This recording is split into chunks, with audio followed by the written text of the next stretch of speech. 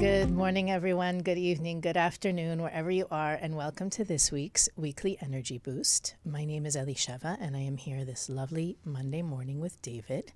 David could not be further away from the mic, which shows me how excited he is to be here. I know I speak for all of our listeners when I say we missed you last week, David.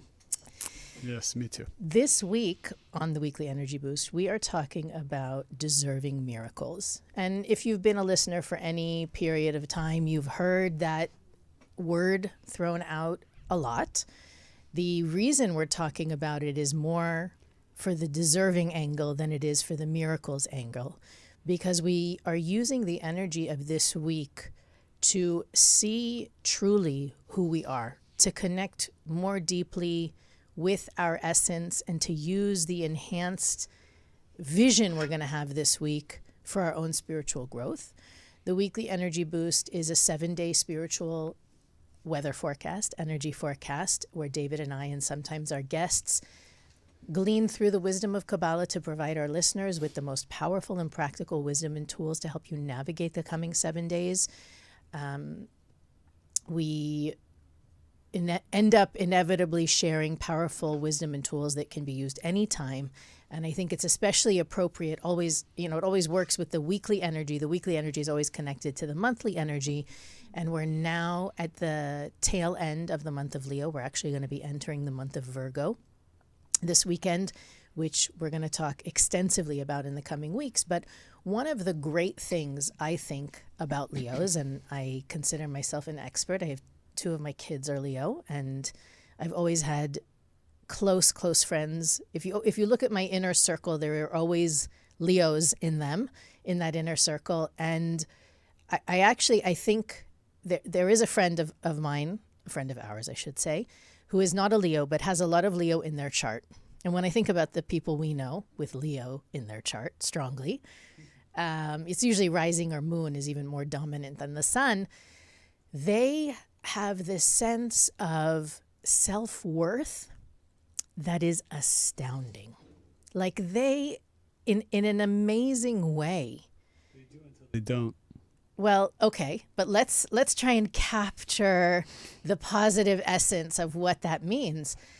They almost have this, I live and breathe, therefore you should admire me and respect me energy. Whereas even though inside there may be that insecurity or feeling of low self-worth, gosh darn do they hide it well.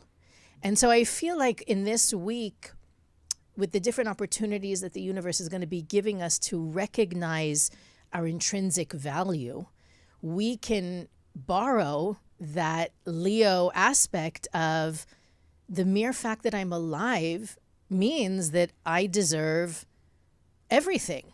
I'm on this planet, and that's something that's in our spiritual DNA, according to the wisdom of Kabbalah, is that it's actually funny. We tend to block ourselves, and that's really a big part of what the gift of this week is. Sometimes people say, I don't think I deserve, just maybe the fact that I've been single so long means that I don't deserve my soulmate. Or maybe the fact that I've been struggling with my business so much means I don't deserve to be successful. According to Kabbalah, that's not in our lane. That's not in our jurisdiction. It's not up to us, right? We don't need to be busy with I deserve or I don't deserve. The fact is, complete fulfillment is our birthright, according to the wisdom of Kabbalah. And our work is simply to shed those belief systems. If you're not sure what I'm talking about, go to last week's episode. To work on those negative thought patterns and behaviors that block us. The delivery system of blessings and miracles is unobstructed until we block it. But there is nobody has a pipeline that is blocked just because. It's really our active attachment to things that don't serve us, things, maybe defense mechanisms, protective instincts, things like, I had my heart broken before, never again. I'm just not going to, go near people. Those are the kind of things that prevent us from receiving fulfillment, whereas there is really no such thing as I don't deserve. And I think that it's important that we deconstruct that perception, because we may be ticking all the boxes, and yet somehow the misperception of our greatness is actually what's preventing us from receiving. I love that you brought that up, because I didn't know that you were going to bring that up. As is often the way we do this. And what I prepared to share is in line with what you're saying, because what is it? We got a little bit less than 40 days of 40 days of preparation before the first and second day of Libra, which is the head of the year for the whole world, above religion.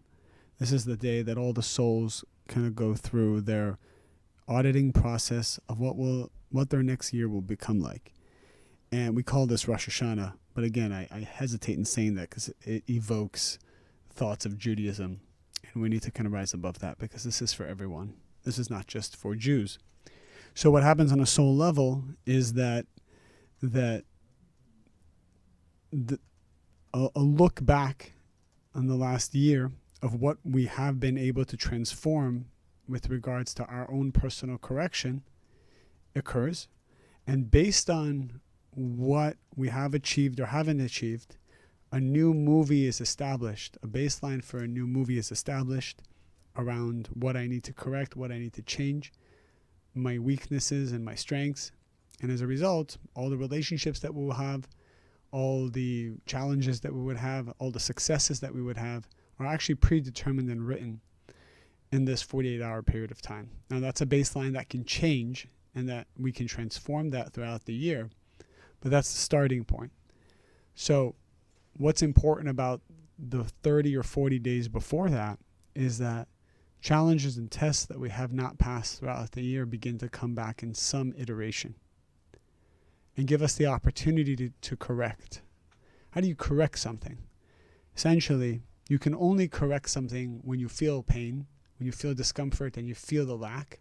It means there's a moment, an opportunity for correction.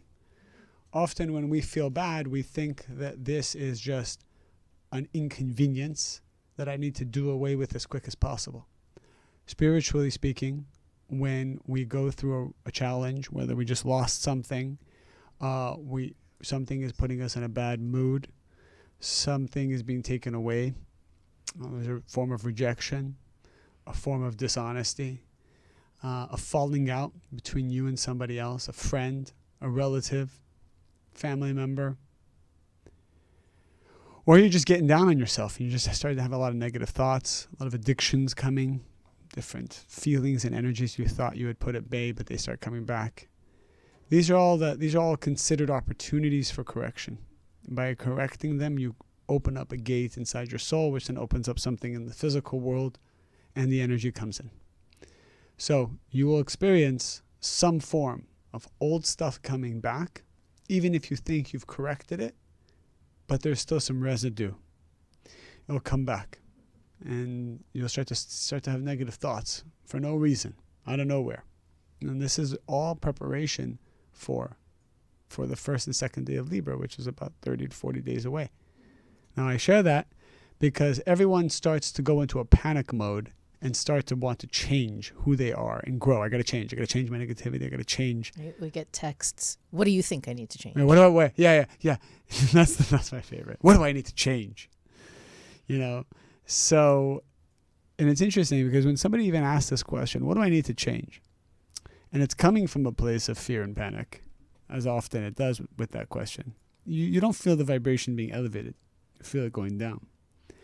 And I've learned from the readings of the Kabbalists and personal experience and from our teachers that the best way to change is to stop thinking that you need to change.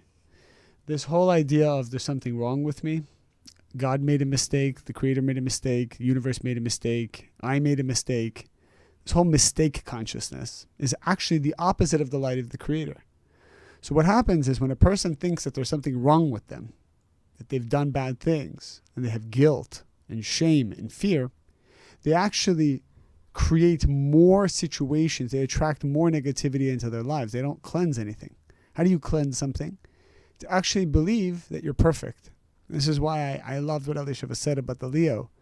to have a very high self-esteem and to think nothing needs to be changed. Not because nothing needs to be changed, because if something is broken, it's exactly the way the Creator wanted it to be created. And when you think this way, the light enters your system, your soul, and the light actually begins to change you. But that's the irony of it. The way to change is to believe there's nothing wrong with you. There's nothing wrong with your kids. There's nothing wrong with your relationship. There's nothing wrong with your business. There's nothing wrong with this, but it's a bad situation. If you think it's a bad situation, it means you're telling the world that God made a mistake. So this is the starting point of change, is to believe I'm whole. I don't need to change. I think also something that you said, David, made me even rethink my definition of a miracle. And I'm going to address this. Well, I'm sure we'll address it later on as well. But that idea that when things suddenly go well unexpectedly, I would say that that's how most of the world perceives miracles or identifies miracles, is when something looks dark and suddenly turns around. There's a positive turn of events in my favor. And the truth is that I think I heard Michael Berg say this on the Spiritually Hungry podcast a few weeks ago as well. Our teacher, Rav Berg, always used to say, the miracle is not walking away from a car accident without a scratch. The miracle is not getting in the car accident in the first place. That our lives are really series of miraculous moments, one after the other. And our perception, as David was saying, of something is wrong is basically a denial of that, right? We're going through a challenge. We all go through challenges, and it's no indication of anything that we're doing wrong. The fact is that even the orchestration of the challenge is a miracle.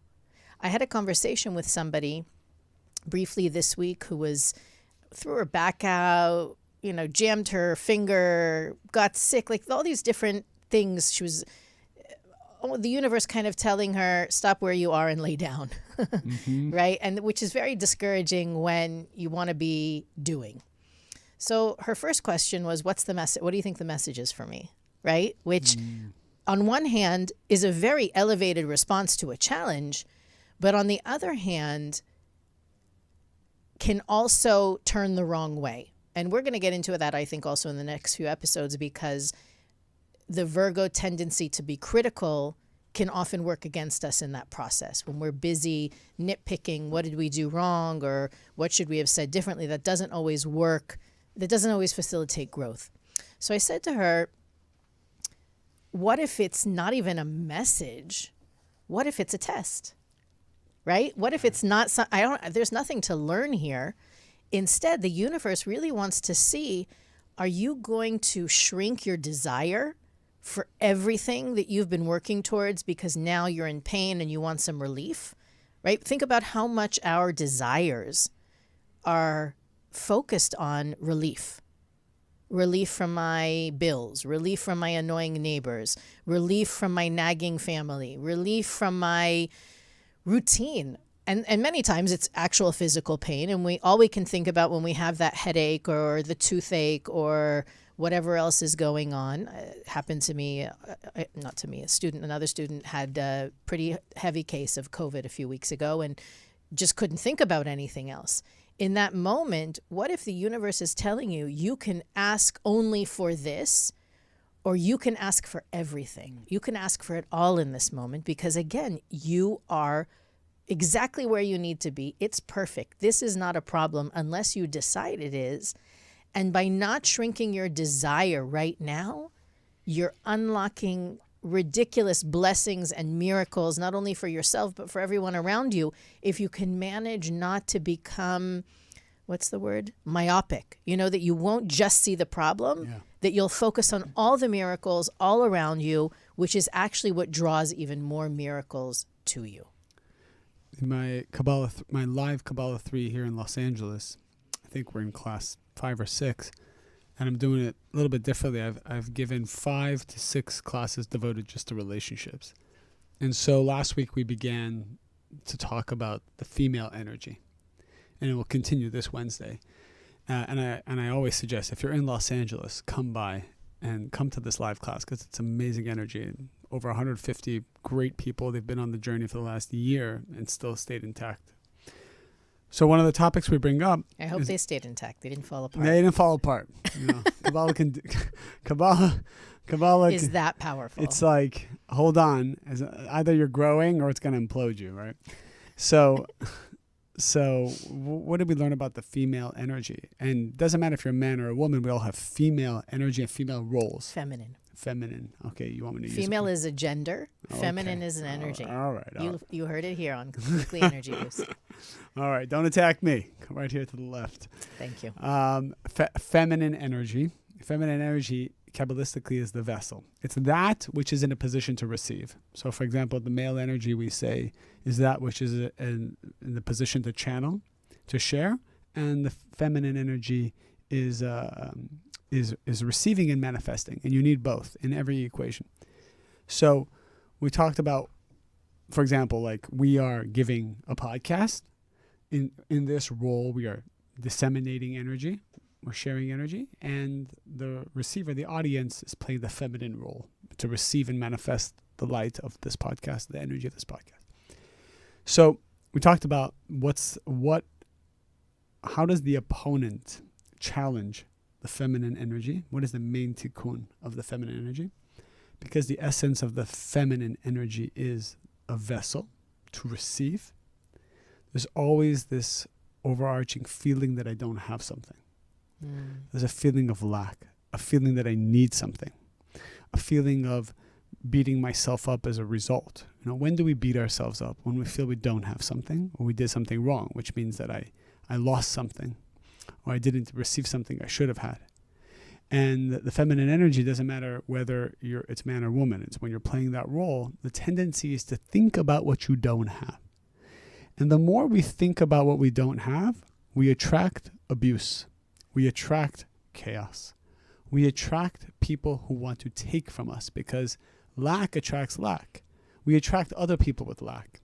We attract other people who are thinking about what they don't have. That perpetuates then discussions around complaining, evil speech. More negativity is created. More negative angels are created. So this whole concept, and by the way, feminine, we are all feminine in relation to the light of the Creator. Right? We're all souls that are vessels that are feminine towards the light of the Creator. And we all want to receive the light. So what do we need to do to receive the light? We need to stop thinking about the areas where we don't have the light. We need to believe that we have the light. We need to believe that we're in love, even if we're not. We need to believe that we have ownership and wealth, even if we do not in the physical world. We need to believe that we all, whatever we have, we always look at somebody else that has a little bit more or has it differently than us. And we start to scheme and develop ways of, how do I get more of that? Rav Ashlag says clearly, when you have the consciousness of I need more of something, you're disconnected from the light of the Creator. More will come to you, but not when you think you need more. It's always the consciousness of I have already. And that then manifests into joy and a pleasant face, because a lot of times people don't have a pleasant face. You meet people, it's like a poo face, the poo face, the sad face, the I'm missing something face, the complaining face, the countenance. You want the countenance of the light. Did I say that right? The countenance. Yeah. So this is the secret of, a woman raised her hand and said, so what's the bottom line? What do I need to do to meet my soulmate?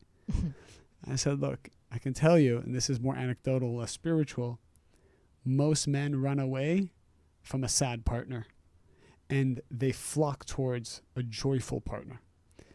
If a woman if it's just a punchline, having joy, which obviously means that there's certainty and there's self-esteem and all those things to have joy, but aiming to have joy and happiness is what attracts everything, including a soulmate. And sadness, what's wrong with me, beating myself, and judgment attracts the opposite. It attracts abusive relationships. No, I think that just what you shared just now anecdotally reinforces what we said before, which is that living like you already have it is what attracts it. That's right. Right? The law of attraction, according to Kabbalah, is not the whole formula. It's a piece of it. Seeing yourself, feeling as though you have the partnership. I think a great exercise for people to do is, and I've recommended this a million times over the years, is to sit, whatever it is that you feel you lack. It may be factual, right? You are not in a relationship right now, therefore you do not have a partner, as an example. Or it could be prosperity, or it could be feeling safe and secure, or just whatever change you're looking in your reality. Imagine yourself with that change and ask yourself, what will you receive? What will you have then that you don't already have now? So the easy one with a partner, we'll have, I'll have somebody to go out with. I'll have a better social life. I'll dress better. I'll lose weight. I'll be more active. I will be open to new experiences, right? You come up with that list, and sometimes that list is like 50 points long, and you check off and start to do all of those things that don't really depend on anyone else, or don't really depend on a fluffier bank account or living in a different place. Start to be that because you already have it, right? This is where the practical meets the spiritual. If you want to live in that frame where you already have the soulmate, be all those things and do all those things as though you can already have a more robust social life. You can already try new experiences. You can already dress differently and be more active. Those have nothing to do with any other person other than you. And in conjunction with what David just said, that change in energy from feeling lack to already having some of those things that I desire shifts your energy from what David calls the poo-poo to the energy, the vibration of happiness, joy. It's funny because we say we want to attract the soulmate. That means you have to be attractive, not, completely made up and fancied all the time. But what does it mean to be attractive? That I am drawing to me, right? You can be an attractive car, that it draws attention, right? It's not about how you dress or what labels you wear. It is literally about your vibration. So part of what we want to awaken this week is that alignment between our true essence and how we live our lives, which, if we're honest with ourselves, there's a disparity. If we really are beings of light, look at all the ways that we're shortchanging ourselves and bring ourselves, this week, probably almost more than any other week of the year, we can get in touch with our true essence and close the gap between who we are and what we experience now and what we are meant to experience, the miracles, the light, the fulfillment that we are meant to experience. Practically, what to do in the next 40 days, to do this all year long, of course, but definitely to focus on these 40 days, take your spiritual work very seriously and leave very little room for error in these times. So practically what I do is I invest a little bit more time both in the morning and at night to set my intention. My intention for the day is in the morning. My review happens at night. My review of the day happens at night. The more you invest in something, the more it becomes part of you, and it becomes second nature. If you're hoping just to pass your tests haphazardly, it's not going to work. You can't enter a boxing match with the opponent in the next 40 days. And he's coming with his A game. He's coming. What does that mean, David? Your opponent is coming with your ape game? The opponent knows exactly where your weakness is. He knows exactly what seduces you. He He knows exactly where you have an addiction, and he knows exactly how you justify engaging in it, right? Because we only do something negative because we've rationalized why it's okay to do it. Because we're all very smart people. We have a soul. Our soul knows right from wrong, what's going to be good long-term and not. So why do we make short-term decisions? Why do we often implode the ship around stuff that's important to us? Why do we get defensive and negative and just ruin things and become lazy or apathetic about stuff? It's because somehow we've rationalized in our mind that it's okay. So the Satan, the opponent, knows exactly where we will rationalize, and he will serve that up as a dish to get us to stay asleep spiritually and not pass our test, not to correct our soul before Rosh Hashanah. So, for example, a classic way that he serves up this dish. Can you, before you say that classic way, can you give like a 30-second on what is the opponent for those listeners who are newer to us? Yeah, real quick. We all came to this world to perfect our vessel, and that's what will allow us to earn and receive the light of the Creator. That's not just a spiritual energy that manifests physically in this world as blessings, what we call heaven on earth. So we're not just meant to like do spiritual work and then die and then something good might happen. The goodness in this world is experienced once I remove my negativity.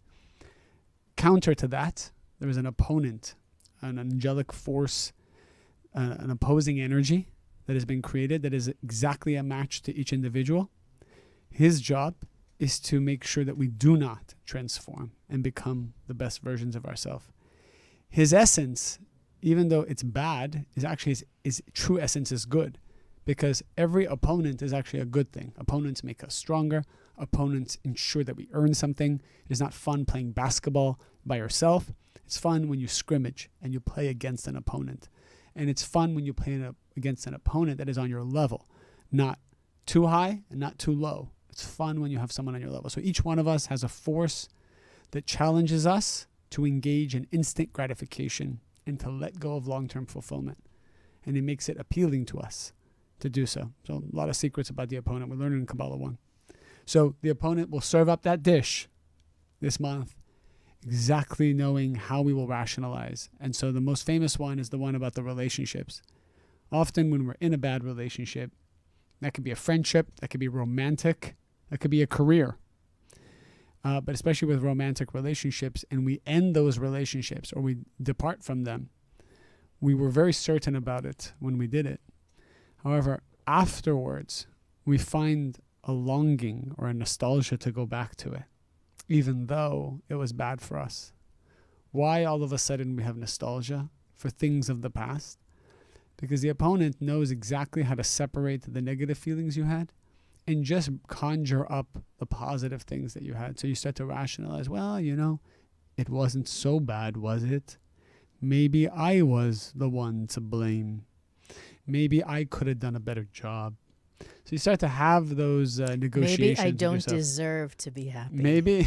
Well, no one will actually say that. No, but there's people who think that they need to do their tikkun. Consciously, I don't deserve to be happy, so I should take a subpar life. Right. That I'm here, if I'm here to overcome my negativity, the best way to do that is in a challenging relationship where I'm settling and I'm constantly being undermined or belittled or whatever I find in that second-rate relationship. I think few people will actually say that out loud, that they consciously choose that every day. I think when you say it, people will be like, oh yeah, okay, that is me.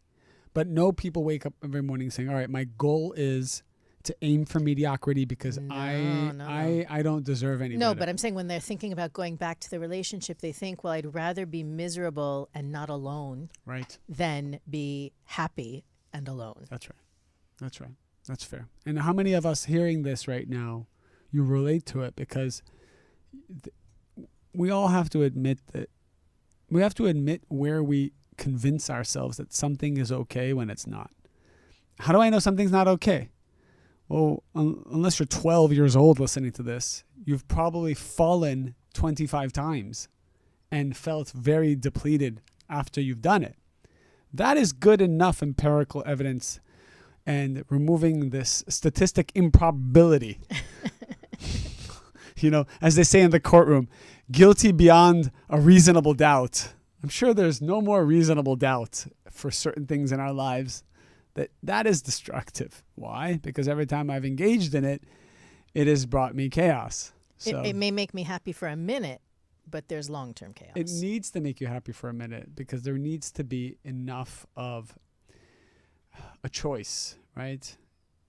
When you go to Vegas, if you've ever gone to Vegas, I remember going to Vegas many times in the past, and the opponent always kind of makes you win in the beginning because you always remember that there's a chance you can win so that you go back 40 more times and lose. And lose what you've won. Yeah. Oh, you've already lost what you won the first time. But the other 39 times you're thinking, well, there was a time I won, and I'm sure I can win 39 more times in a row. That's how the opponent works. He's got to give you a little bit that tastes good. And it always tastes so good. Tastes so good. And what the opponent does, actually, he puts pictures in your brain of fantasies that look like it would be very good. But then the fantasy, after you engage in it, it tastes bitter. Well, it's a by poison. the way, to use your example, the first bite of steak is always the best. Steak's not a bad thing, though, right? So I'm saying it's like, you can relate it to something very benign.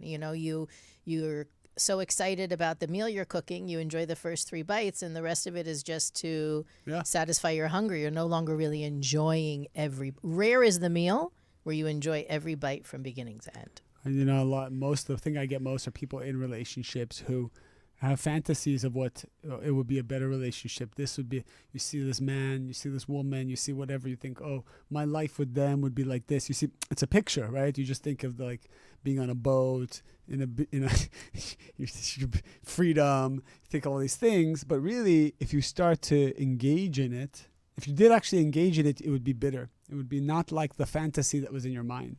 The opponent loves to put fantasies. That's how he gets us he sucks our energy.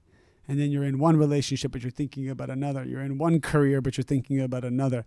You're in one situation, but you're thinking about another. He loves to divide our attention and divide our energy.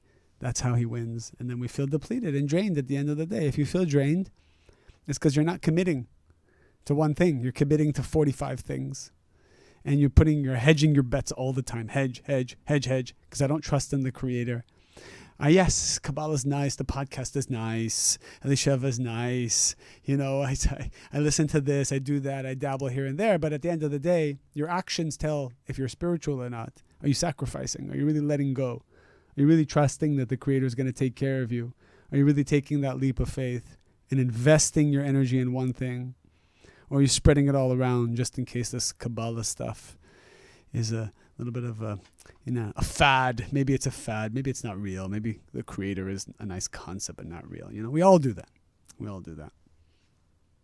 I think we're done. We hit the limit. David is done.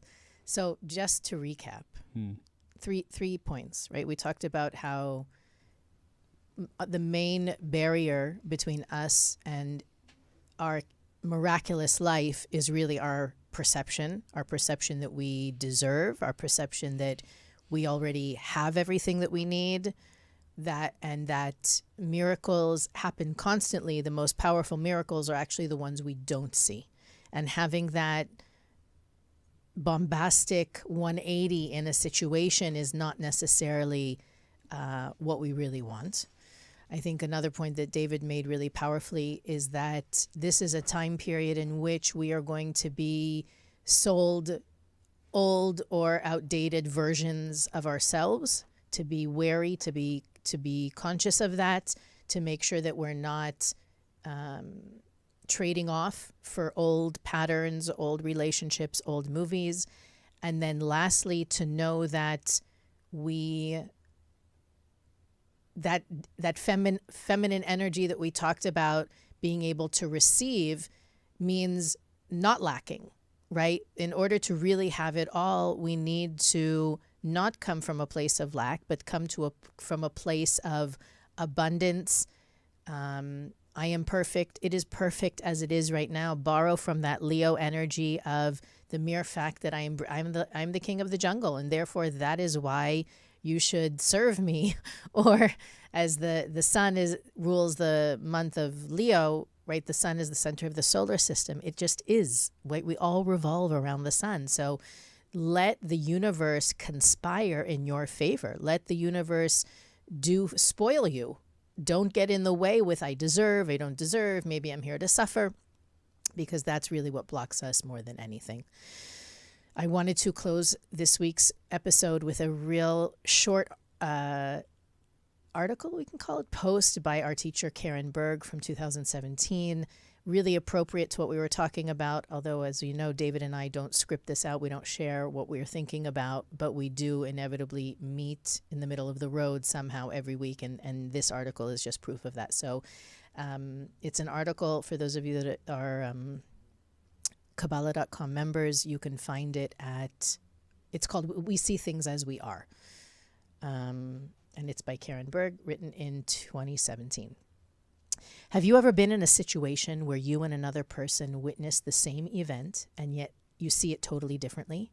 Or maybe you've watched two people interacting in a foreign language and you think they look upset, but really they're just very excited?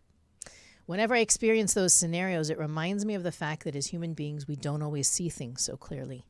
Each one of us has preconceived notions and ideas held in our conscious or subconscious mind that form the lens through which we, quote unquote, view this world. As the saying goes, we don't see things as they are, we see things as we are. It is a fitting discussion because this week's portion is re'eh, which means to see. Through it, we receive the energy to build and maintain our spiritual vision. This is also the week in which Rav Berg was born, so it holds extra power and significance for all of us in our global spiritual family. When Moses says to the Israelites, re'eh, he is essentially saying, see me, who I am, how I live, how I am sustained. But he wasn't referring to external things. Yes, he was tall, distinctive, and youthful, as if he had not aged a day since leaving Egypt. He was also wealthy and intelligent, but what he wanted the Israelites to see was how he clung closely to the Creator.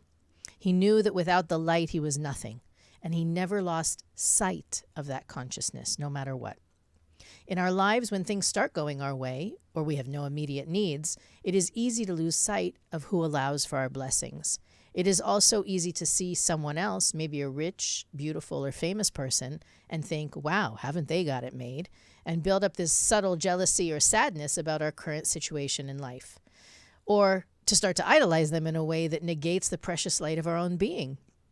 But the Creator does just want us to live with Him in our moment. But the Creator does just want us to live with Him in our moments of desperation. I think it doesn't. Don't just live with the Creator in moments of desperation. And He didn't put us here so that we could just wish we were someone else. He created us to receive the ultimate fulfillment that comes through being who we are, climbing our own spiritual ladder, and sharing what it is that we came here to share. This week we receive a powerful gift, which is the spiritual vision to see that our circumstance is no accident. It is our test. Up or down, high or low, let's make our connection to our source our first priority. When that is our consciousness, then no matter what happens, we cannot fail. The Weekly Energy Boost is available on all podcast platforms, YouTube, Instagram, Facebook. You can follow us on social media to get more content from us. You can visit weeklyenergyboost.com to see what David and I and our guests think are important or interesting for our listeners. And of course, you can also be the channel by sharing, liking, rating, and reviewing. If you enjoyed this podcast, share it with 5 people and see what kind of light is revealed. And we'll see you next week on the Weekly Energy Boost.